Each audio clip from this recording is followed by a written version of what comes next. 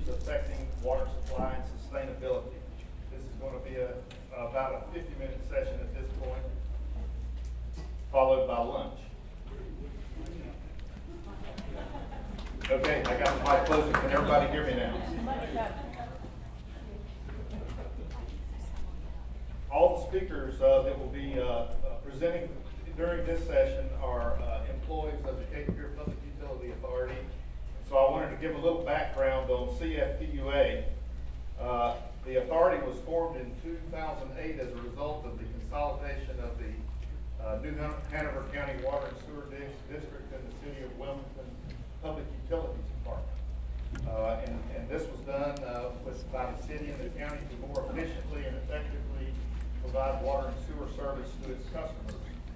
The service area of the authority is all of New Hanover County north of Snow's Cut, the unincorporated areas including the City of Wilmington, and the authority also serves portions of southern Pender County and Wrightsville Beach with sewer services through interlocal agreements. The authority has 2 water treatment plants, the nanofiltration groundwater facility in the northern portion of the county, and then the Sweeney surface water plant near the northern part of the central business district in downtown Wilmington. We have 3 wastewater plants with approximately 28 million gallons per day of permitted discharge from those wastewater facilities, and we have about 67,000 customer accounts. The first presentation in this session is titled Options for Water Supply, Sustainability, and Resilience, and it's going to be presented by Gary McSmith. Gary is the engineering manager of the Planning and Design Division at Cfpua.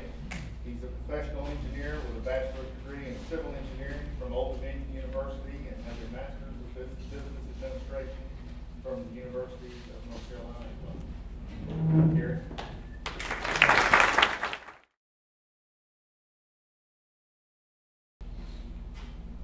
Cfpua's guiding principles and mission, stewardship, sustainability, and service. This topic touches on all 3 of these. Our mission statement, which I want to draw your attention to, is to provide high-quality service in an environmentally responsible manner while maintaining the lowest practical cost. Now, as we look at water supply options in the area, that's very important to us. Our customers pay for our infrastructure and operating our infrastructure. Many of you are our customers. And I brought this printout from Public Radio International that kind of addresses some of the lowest practical cost concerns. And it says desalination is an expensive energy hog, but improvements are on the way. And while desalination is a quick and easy proposition, it's very expensive. Energy costs for desalination can run 10 times conventional treatment. Each $7 million that is in our capital plan that we spend for infrastructure, fixing sewers downtown, upgrading pump stations so that they'll continue to work over their life cycle, or building a desalination plant, each $7 million of capital expenditure equates to approximately, at today's interest rates, a 1% rate increase. So if we were fortunate enough to put in a desal plant for, say, $140 million, that would result in a rate increase from capital alone, not from the increased operating cost, a rate increase from capital cost alone of 20%. And so our mission is to provide high quality service in an environmentally responsible manner while maintaining the lowest practical cost, and that is very important to our organization. So the challenge is to secure cost-effective water supplies for a growing population. Dylan talked about the growth projections in New Hanover County, Brunswick County, Pender County. All counties are projected to grow and all depend on the same river and aquifers for water supply. In the New Hanover County projections in the comprehensive plan, the projection on the high end is 66%. 66% growth over 30 years, and which, because the baseline was set in 2010. Is that true? Who has a crystal ball? One of my best memories of sitting on one of the meetings at the comprehensive plan was when we all sat around and looked at each other and realized that whatever we planned, we'd be wrong. And so there's a humility to that we have to keep in mind, but we have to plan for the worst and hope for the best. So this slide is taken from the local water supply plan that Nat Wilson referred to, and it projects our water supply going across as being 61 million, and then it goes up to 62 after we pull that ASR on that Richard Sproul mentioned. And that supply goes ahead and flatlines across. Now that supply, those supply numbers have a lot of assumptions, and there's a lot of details in there that I won't bore you with.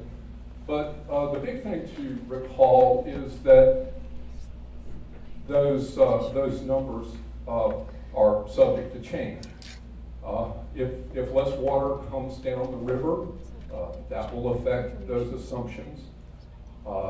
If more people would make withdrawals from the river than are currently, that will affect the assumptions. If the aquifers are significantly depleted, that will affect the assumptions.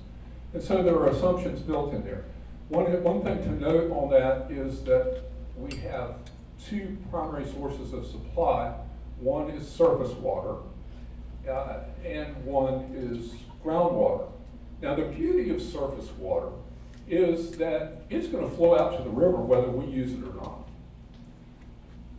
Up to the ocean, yeah, thank you. It's going to flow well. And with groundwater, it takes a long time to recharge those aquifers. So we find that surface water is less expensive, and it is also more of a sure supply, provided that the water is there. So the Water Resource Federation has statistics on what utilities are doing to meet supply gaps. And utilities are using a diversified means. And the length of the bar indicates the number of respondents that are using that. First of all, you'll see that everybody, and by the way, the stars indicate where Cfpua is heavily involved, and the red stars indicate where we are running into a few challenges that we're looking at. But you'll see that conservation by far is the greatest thing that everyone is doing, and there's many others coming down through the way. So in our water resource supply planning, where there were the five red stars, there's surface water withdrawals, groundwater withdrawals, aquifer storage and recovery, which is where we put surface water into the ground and then pull it back out when we need it, and direct potable reuse and conservation. These are all the options that Cfpua we are looking at significantly to meet our needs, or to meet the community's needs. With surface water, it's a resource that has some challenges. The Lower Cape Fear River will currently yield 53.3 million gallons per day raw water to Cfpua by agreement with Lower Cape Fear Water and Sewer Authority. As Don Betts spoke earlier about the 106. The threats of this are upstream withdrawals, lower natural flows. Regulatory challenges are there's no allocation permitting. There's no real right to that water that you can hang your hat on. And so that's of concern. With no permit, there's really no security. Groundwater resource and challenges. We have the Castlehane Aquifer, the PD Aquifer. The threats are aquifer depletion, saltwater intrusions, and the regulatory challenges are managing withdrawals, modeling changes. This map came out of the USGS report that's going to be discussed this afternoon after lunch, and we'll, I'm sure, hear more detail in that from Chris McSwain. ASR, aquifer storage and recovery. Mike Richardson's going to talk about this more in a moment. The bottom line is it stores surface water in the aquifer. It treats disinfection byproducts. It makes the water fresher while it's down there. And when you draw it out, it shapes peak demands. The threats are if other wells are in close vicinity, there's some interference that can occur. And it takes time to permit and operate. As Richard Sproul said, the one in Wilmington will probably be the first successfully operating in the state. And so it's taken a while to get to that point. The regulatory challenges are there's no ASR protection zone around ASR wells, so other wells could go in and interfere, or existing wells have to be resolved for it to operate. And there's just growing familiarity in North Carolina with this worldwide phenomenon. It's going all over the country and all over the world, but it's new here. So then we have direct reuse. Our north side, and I recall Rick Catlin's, Representative Catlin's discussion about being an astronaut and how we are all astronauts. Well, that's especially fitting to this topic because all astronauts engage in direct reuse. And they are our best and our brightest. To that point, the Northside Wastewater Treatment Plant effluent, the Northside Wastewater Treatment Plant up by the airport is a state-of-the-art treatment plant. The water that we discharge back into the river is cleaner than the water that we pull out of the river to go to our treatment plant. We are putting back one of our most precious resources, putting it back in the river, and it's already treated. You don't have to take chlorides out of it. It's phenomenally simple in concept and very cost effective in concept. For instance, our discharge pipe is 2 miles from the water plant. And so our long-range planning committee has discussed this, and some of the threats and considerations are if there's investment in this before acceptance, and what the public perception would be. And I'm curious, just while we're here, if we were to look at ourselves as astronauts and we were assured that the quality of water were as clean as any bottled water or as clean as the finest water that comes out of our pipes, how many people here would accept water recycled to be able to have sustainable water in our area? That is a vast majority. That is a vast majority. And I thank you all for sharing that. That is encouraging.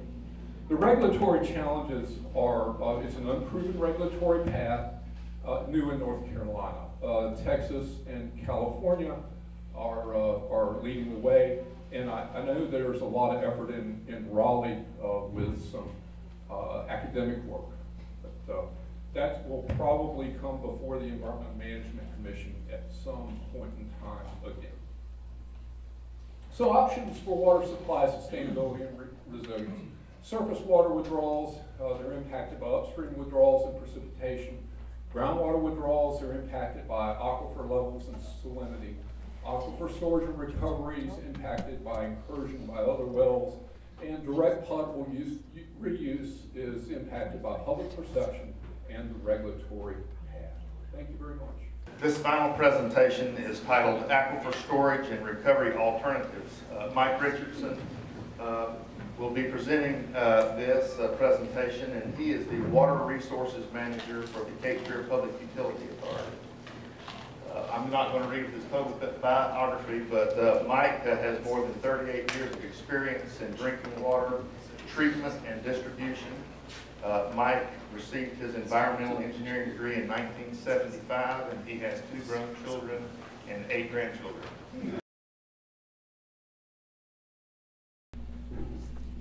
Good morning, thank you. Yeah, I'm the one between you and lunch, so I'll move through this fairly fast. But anyway, trying to keep this on a simple level, because aquifer storage and recovery is something new in North Carolina, and we've been seeking this for a long period of time. I've been working on it for over 10 years, and we'll talk a little bit more about it as we get forward, but we find it interesting, and it's part of the future. Once again, just brief, Sweeny Water Treatment Plant, the 35 million gallon a day plant is 80% of our finished water capacity.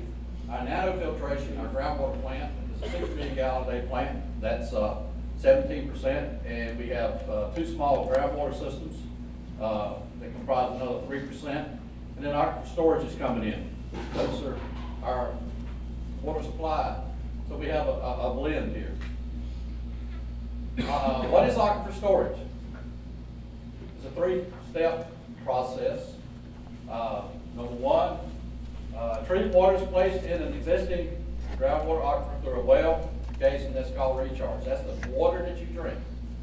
Just like it's going to your house or your spigot, the same water that's going in. The water is stored in the aquifer for future use. The water is recovered through a well and is pumped back into the distribution system. As you'll see, it's the same place, it's just how it's constructed. The process of recharge. Once again, you open the valve. You can see that valve is right here. Sorry, I can't get them to both sides, but it's just simple. Our operator opens that valve. It's monitored and flowed. It's monitored at Sweeny Water Plant. This aquifer storage facility is over at Westbrook elevated tank, as you'll see. So it's monitored there by the operators and their ability to open and control the flow going in. And when the desired volume is achieved, we want to know how much we put in. We keep up with what goes in, what comes out. Allow the water to sit. Normally about 3 months, the water sits in to allow it to stabilize and attenuate some of the disinfection products. We test the quality, and we recover it again. A predetermined criteria is met. Once that has been met, we can then recover. Emergency recovery. This well can be used at any point in time as an emergency supply. Now, we're talking about ultimately storing somewhere between 100 to 150 million gallons in a cycle. That's quite a bit of water compared to elevated tanks. The Westbrook tank holds 2 million gallons. The shipyard tank down by the hospital, that's 1.5 million gallons. Dawson is 1.5. So you see how much different it is. Aquifer is full, but half full. Kind of misleading. Can only recover about half. You can actually recover a little more than that. You have to establish a buffer in there. So some of the initial water we put in kind of stays in there. We don't want to take it out. That's the area between what's the native groundwater and what we're putting in. Determine an optimum recovery rate. Some of the factors of neighboring wells, turbidity. At the start of recovery, we flush off the water and sand. You can see in this particular one how it's flushed. There was some sand issues I'll talk briefly about. Those were disinfected. After we recover, we put it back in the system. It's treated just like a normal well. We add chlorine to it, which is required by law, and they pump out to the system. It's the same drinking water that's out there. You saw this earlier. Only difference you can see, we just put on there the storage zone for Cfpua ASR1 well is in the PD aquifer. That's where we've done this.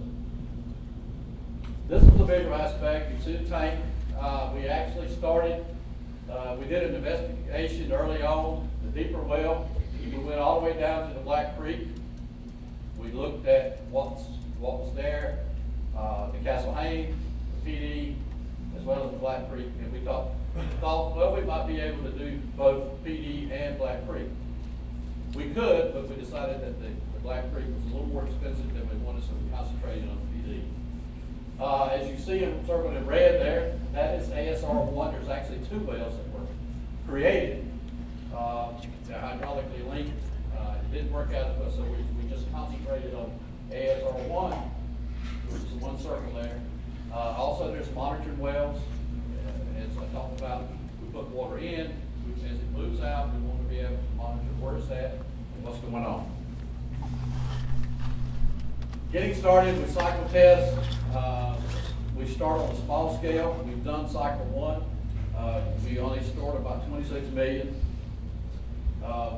We do some baseline groundwater testing through the monitor wells, the water quality testing. You know, we're trying to see what everything's doing. As we recover, we test the tap water to determine where it influences the area boundaries, and use a tracer. We're actually using the fluoride that we normally put in the water as a tracer. We can determine where it's at. The concept and design started back in 2004, so as I said, we've been on this for a while. Between that and November of 2011. Construction started in 2012. The first cycle test was 2013. Cycle 2 is scheduled to be finished up hopefully, or started back in 2016. We ran into some well sand issues that we had to go back, and that's where we're at right now, is that we're going to deepen the well, put in the screens, and gravel back to try to eliminate. So we're hoping to be in full operation next year. Our goal, once again, is water quality and emergency supply, and it's also a peaking factor. We can use this in a particular area to pump water so we do not have to pump as hard from our main plants. Cycle 1, once again, recharge was from March to May of 2013. We stored 26 million gallons. We found that we could not pump in as fast as we wanted to because of some wells, private wells that were in the aquifer that we had to address, but we were able to store. We let it set from May to September, and then we recovered in October of 2013. We actually pumped that water back out into the system and monitored where it was at. We found that the trihalomethanes were reduced, attenuate away as they are stored in the ground. Area of influence was different than was expected, and we ran a tracer study. We wanted to see where that water, when we put it back in the system, where it could go. Higher volume of sand was encountered, and it allows Sweeney to operate more efficiently at lower demand times. That's one of the benefits of it.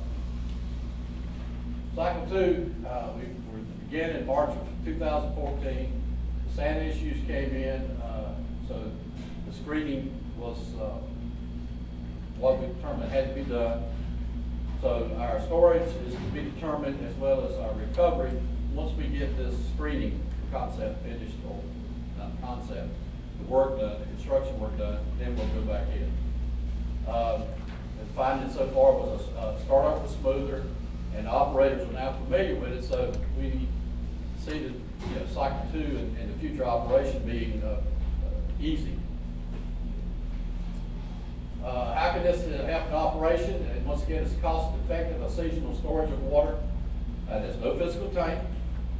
The fluoride remains in stored water. It will allow the water plant to operate more efficiently. This time of the year, we would actually be starting to store water In the future, we propose to start right around the 1st of November and store for about 4 months, and then allow it to sit for 3 months, and then pull it out, pump it.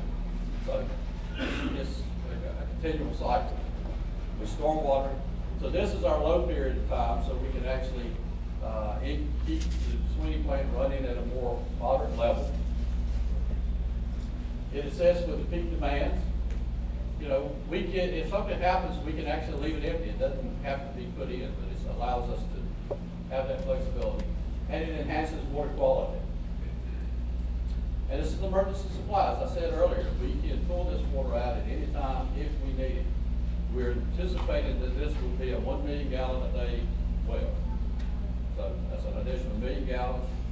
Here, put that in, it showed in our supply. Once again, it can be, as Dr. Sproul said, used for salt water reverse or slow salt water issues. Where do we install it? Once again, this well is installed at the Westbrook tank, located in the system, you know, where we've got infrastructure, our large transmission mains. We also put it out in the system where water quality, the detention time between the plant and your home is great. This is, once again, one of the things that we look at. This is simply the well and the fittings. I mean, it's outside because of the area. We have a daily site visit by our operators. We have weekly and bi-weekly water quality testing. Once again, you can see the entire facility right here. The well's on the right-hand side. The piping comes down, so the same pipe it comes off, it goes into the well from the distribution system as we store it, and then when we pump it out, we just reverse that cycle. So all the piping is used, and it shows some sand separation. We anticipated sand in this area, but more than we anticipated. And again, daily site visits, bi-weekly testing. In the recovery phase, we just simply are adding chlorine to that. Our operators are already out in the system doing this, so there's not additional staff. It's just part of the routine.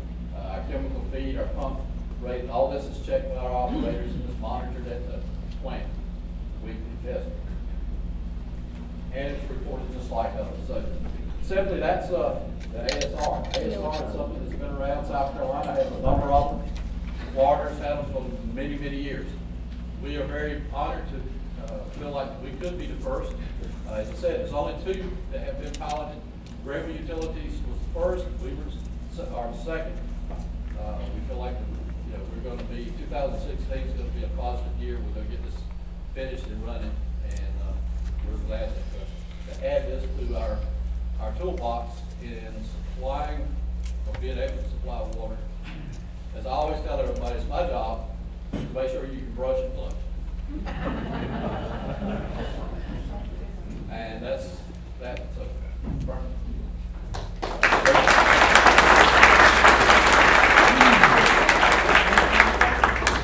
Thank you, Mike. And we do have about 10 minutes for questions. If you have questions for either Gary or Mike, we'd appreciate it if you'd come to the microphone and we'll address them.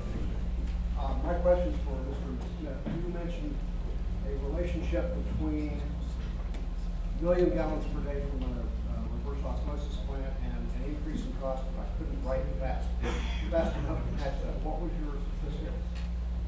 Well, it's located in this Public Radio International desalination report, and I'll be happy to hand it to you. Okay. But the report indicates that operating costs for energy can be up as high as 10 times higher for desalination as for conventional treatment. Now, it depends on which plants you're comparing, but they indicate as high as 10 times. That's not the one I'm talking about. You said something about at least 1 million gallons per day. Oh, okay. That's capital cost. When Cfpua Public Utility Authority doesn't rely on any taxes. We don't have tax money. Everything that we use for our operations and capital comes from our customers. And so at today's interest rates, approximately every $7 million of capital expense would indicate that rates could increase 1%. Every $7 million of capital expense results in a 1% increase. Can result in a 1% rate increase, depending on. I'm not an accountant or the son of an accountant, but that's the rule of thumb that as a capital planner we use to be very concerned and very frugal with our customers' money. Do you know what percentage interest rate that is? I don't. We certainly have things on our website published regarding that, about that. There's financial reports. Cape Fear Public Utility Authority has received awards for the last several years for fiscal and financial responsibility. And I think the public would be pleased to know how much we work to keep our costs down. I would mention too that Brunswick County Public Utilities has won the large water system of the year award 3 states straight years now. Congratulations.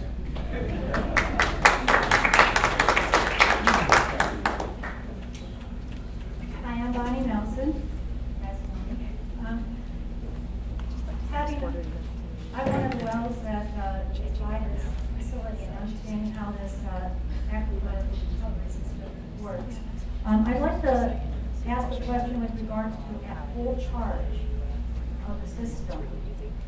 With regard to the aquifer storage system, what's the concern and preventative measures that you're taking with regard to excess pressure during a full charge, stressing microstructures and creating fissures in the barriers, and that resulting in the core depression area causing sinkholes? And this is speculated as being one of the problems with the aquifer storage systems in Florida. There's about 4 or 5, I believe, that are in operation in Florida, and they are having a number of sinkholes in that area, and that's one of the speculations that's happening. Ms. Nelson, it's good to see you. I'm not a hydrogeologist nor the son of a hydrogeologist. I'm a professional engineer. And I will be glad to get back with you with our consultants on the details of that. One thing that I would observe is that in our new aquifer storage and recovery well, we are in the PD aquifer, which has 2 confining layers before it gets up to the ground. And the PD aquifer is not a limestone aquifer such as the Castlehane and the Floridian and the other aquifers in Florida. So I am hopeful that our consultants will respond back to you that sinkholes are not an issue. I know we've had those discussions, but we will definitely be in touch with you. I only hope that before we go to full charge, they do address that and research it with what Florida has experienced. Certainly will. Thank you. I don't know how much of an estimate I am, but I made a device that saves a lot of water. And I want to know it's water from your washing machine using it for irrigation. And I want to know if that's something I was all about sort of testing you'd like to see, or if it's something you'd be interested in. Is this used for irrigation of your yard there? So Yes. it really doesn't go into the collection system to be treated at the plant at that point. It's Right. a recycled system. The demand, what we're using our water for is to water the grass. So this would help eliminate that. Then any of the water you use will also not go to the wastewater treatment plant. So you'd be saving on both ends, but I'm wondering what sort of testing you'd like to see, or Since it doesn't go into the collection system or the plant, we really wouldn't have a concern with, we as far as the Cape Fear Public Utility Authority wouldn't have a concern as far as the irrigation, the spray irrigation. There may be other entities, maybe the state, would permit something such as that. But we are not a regulator that would regulate that. Okay, it seems too small potatoes for the state, but, I'll look into it, thanks. Yes, sir. Good morning, Diana Rashad, North Carolina Cooperative Extension. Good morning. And my question is for either gentleman. You've mentioned direct reuse, but how about point reuse or some of the other reuses where we're taking the water and using it for non-potable, either sending it back out via the pipe, or again, the point reuse is where it's collected in a smaller area, treated, and then going back out to the community for reuse purposes, non-potable reuse purposes. Is any of that also being considered in that mix? We are investigating some water, the recycled water at our north side wastewater plant. We're working to permit reclaim water where we could sell it in bulk, just as kind of a pilot program to get the ball started for processing recycled quality water. And that is something we're looking at. We're in the permitting phase of that. So you're still looking for large bulk consumers of it? If we can find, absolutely, if we can find a consumer of that, or somebody that would like to get the bulk or reclaimed water, such as the airport, or somebody, a sod farmer, or somebody that would like to get bulk or reclaimed water from us, we would certainly be interested in talking with them and finding new customers to provide that service to.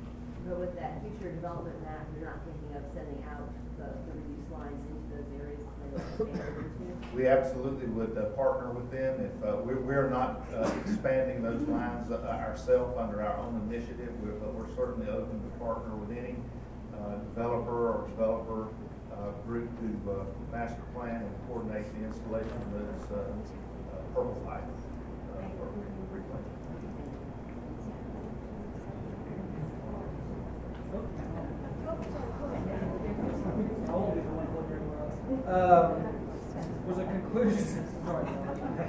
Was a conclusion ever developed regarding groundwater withdrawal at the municipal wells in the northern part of the county and the potential effect on the shallow water table in the country subdivision or surrounding neighborhoods? Yes, we did a study. I believe we used GMA to determine the safe yield for each of our wells in the northern portion of the county where our well field is that supplies the nano plant, and we have a operational plan to continue to not withdraw exceeding those safe yields that were developed.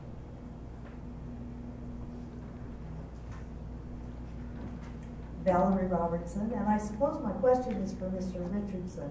I'm delighted to learn more about the ASR technology. It's a new thing for me. I see that you're able to use fluoride as a tracer to determine, in essence, which is your water, which is existing water, where the transition is. Is there a different component of the water that could be used as a tracer if at any point in the future a decision is made not to add fluoride to the water supply? Yes, ma'am. There are other components. This is something that's fairly simple for us to. We're already, adding fluoride. It's a matter of we can stop the feed for a few days and then restart it and use it as a tracer because it's easy to go out and see where it's at. But a simple answer is yes. There are other components if that was the case. Great. Thank you. One last question, and it'll be good conversation during lunch, and I don't mean to put you on the spot with this question. It may be better for Mr. Fletcher, I don't know. As realtors, we are required for due diligence to determine anything that would affect the buyers concerned about buying a house. We have to investigate HOAs for any assessments they have considered or even talked about. There's a vicious rumor out there that since you are responsible for our water supply, you have direct access to the aquifer, that there's been some rumors that you might try to regulate wells, private wells in Hanover County, and charge for that service of those wells. Vicious River, could you put it to rest, or has that been discussed as of recently? I'm not aware of any discussions the authority has had to regulate wells in Hanover County. Okay, thank you. One more?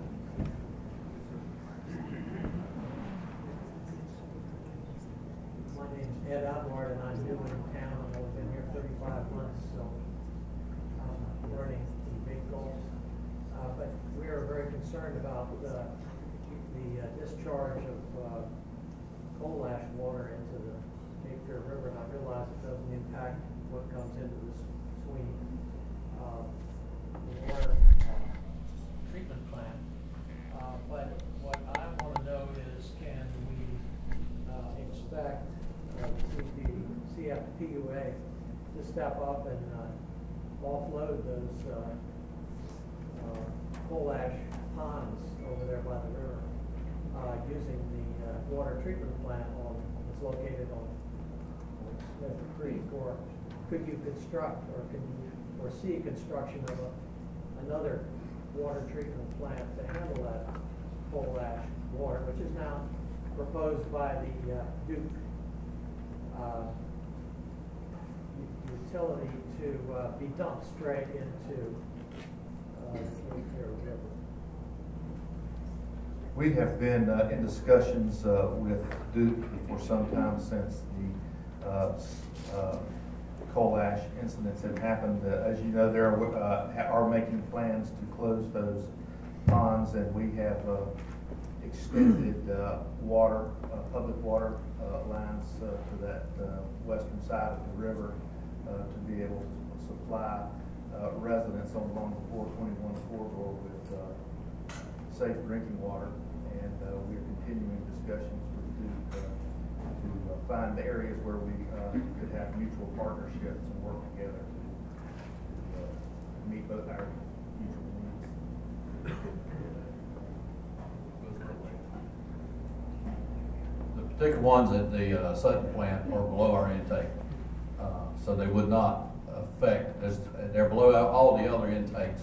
The only one below us, our intake with Brunswick County and Pender County is just above the first locking dam. The only one below that is the International Paper plant at Regalwood, which has an intake, but that's the coal ash are well below that. Now, one thing we talked about recycle reuse is the fact that we are at the end of the Cfpua River, so everything from Greensburg down is we reuse it every day. So that's why we have the technologies that we have, and we do monitor that on a regular basis. Have been serving Representative Catlin when he talked about the water protection thing. I've been on that committee and been involved with that. And we are looking at other alternatives that we can do to monitor the water. We just recently have in-house a software program that allows, once we know about it, we're able to see where these spills are, put it into this software program, and we can tell how long it takes to get to our intakes based off of current river data and things of that nature. So we're using tools that will help us as well as monitoring. That's why we have more than one tool in the toolbox, so to speak. Not only surface water, but groundwater. ASR is another tool that we're planning to use. So if one is down, we can rely on others. Jerry talked about also conservation. Sometimes that's going to be the thing. We can keep the pipes wet. We can keep the water for brushing and flushing and firefighting, but we may not be able to meet every single need. That's where conservation would come in. But we're trying to make sure that there are alternatives at any point in time.